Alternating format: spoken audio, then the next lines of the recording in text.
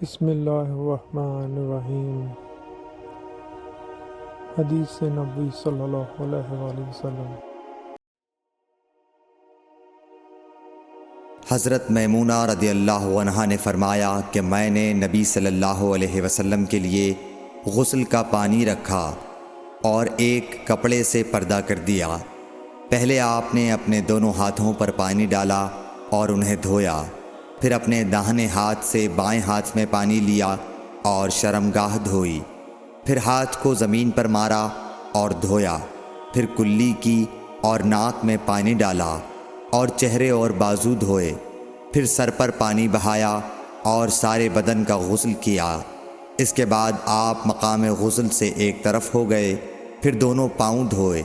اس کے بعد میں نے آپ کو ایک کپڑا دینا چاہا تو آپ نے اسے نہیں لیا اور آپ ہاتھوں سے پانی جھاڑنے لگے۔ صحیح بخاری حدیث نمبر 276۔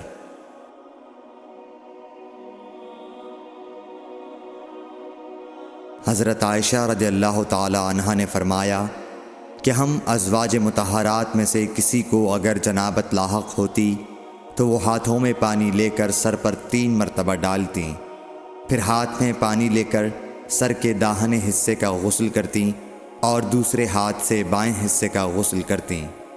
صحیح بخاری حدیث نمبر 277۔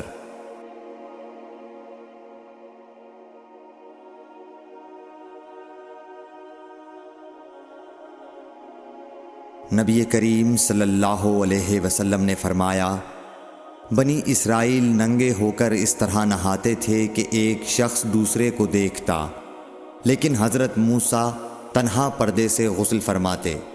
اس پر انہوں نے کہا کہ بخدا موسیٰ کو ہمارے ساتھ غسل کرنے میں صرف یہ چیز مانے ہے کہ آپ کے خصیے بڑھے ہوئے ہیں۔ ایک مرتبہ موسیٰ علیہ السلام غسل کرنے لگے اور آپ نے کپڑوں کو ایک پتھر پر رکھ دیا، اتنے میں پتھر کپڑوں کو لے بھاگا اور موسیٰ بھی اس کے پیچھے بڑی تیزی سے دوڑے۔ آپ کہتے جاتے تھے، اے پتھر میرا کپڑا دے، اے پتھر میرا کپڑا دے۔ اس عرصے میں بنی اسرائیل نے موسیٰ علیہ السلام کو ننگا دیکھ لیا اور کہنے لگے کہ بخدا موسیٰ کو کوئی بیماری نہیں، اور موسیٰ علیہ السلام نے کپڑا لیا اور پتھر کو مارنے لگے۔ ابو ہریرہ رضی اللہ تعالی عنہ نے کہا کہ بخدا اس پتھر پر 6 یا 7 مار کے نشان باقی ہیں۔ صحیح بخاری حدیث نمبر 278۔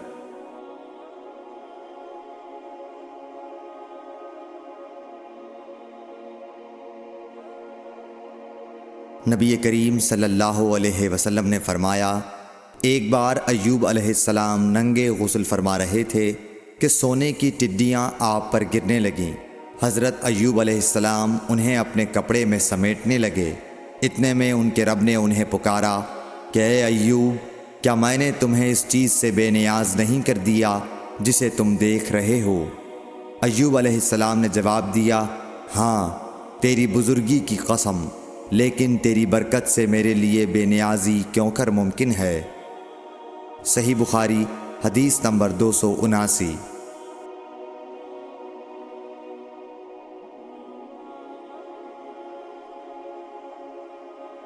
ام ہانی بنت ابی طالب کو یہ کہتے سنا کہ میں فتح مکہ کے دن رسول اللہ صلی اللہ علیہ وسلم کی خدمت میں حاضر ہوئی تو میں نے دیکھا کہ آپ غسل فرما رہے ہیں اور فاطمہ رضی اللہ تعالی عنہ نے پردہ کر رکھا ہے۔ نبی اکرم صلی اللہ علیہ وسلم نے پوچھا، یہ کون ہیں؟ میں نے عرض کیا کہ میں ام ہانی ہوں۔ صحیح بخاری حدیث نمبر 280۔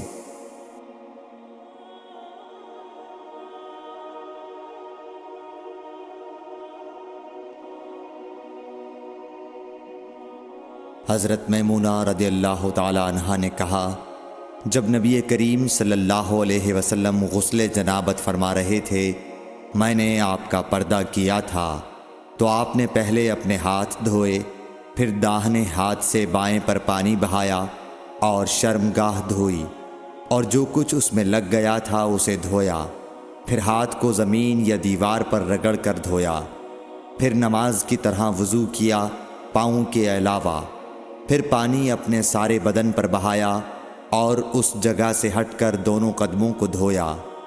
صحیح بخاری حدیث نمبر 281۔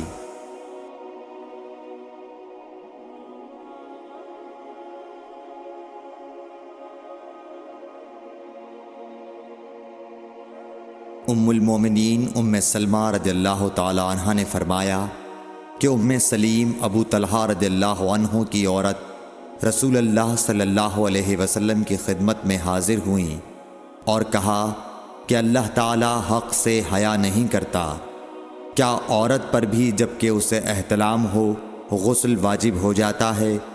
تو رسول اللہ صلی اللہ علیہ وسلم نے فرمایا ہاں، اگر اپنی منی کا پانی دیکھے تو اسے بھی غسل کرنا ہوگا۔ صحیح بخاری حدیث نمبر 282۔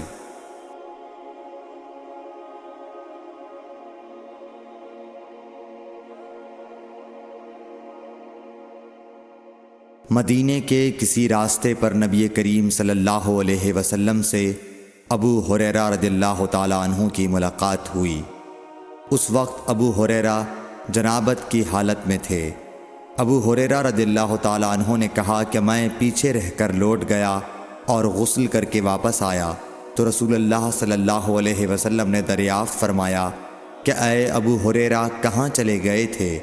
انہوں نے جواب دیا کہ میں جنابت کی حالت میں تھا، اس لیے میں نے آپ کے ساتھ بغیر غسل کے بیٹھنا برا جانا۔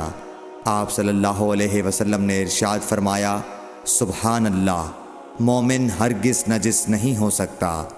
صحیح بخاری حدیث نمبر 283۔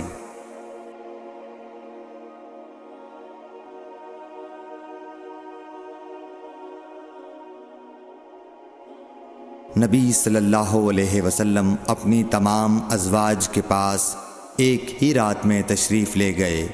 اس وقت آپ کے ازواج میں 9 بیویاں تھیں۔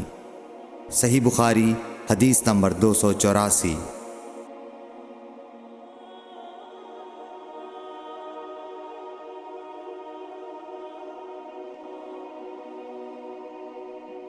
ابو ہریرہ رضی اللہ تعالیٰ عنہ نے کہا کہ میری ملاقات رسول اللہ صلی اللہ علیہ وسلم سے ہوئی۔ اس وقت میں جنبی تھا، آپ نے میرا ہاتھ پکڑ لیا اور میں آپ کے ساتھ چلنے لگا۔ آخر آپ ایک جگہ بیٹھ گئے اور میں آہستہ سے اپنے گھر آیا اور غسل کر کے حاضر خدمت ہوا۔ آپ ابھی بیٹھے ہوئے تھے۔ آپ نے دریافت فرمایا اے ابو ہریرہ کہاں چلے گئے تھے؟ میں نے واقعہ بیان کیا تو آپ صلی اللہ علیہ وسلم نے فرمایا سبحان اللہ، مومن تو نجس نہیں ہوتا۔ صحیح بخاری حدیث نمبر 285۔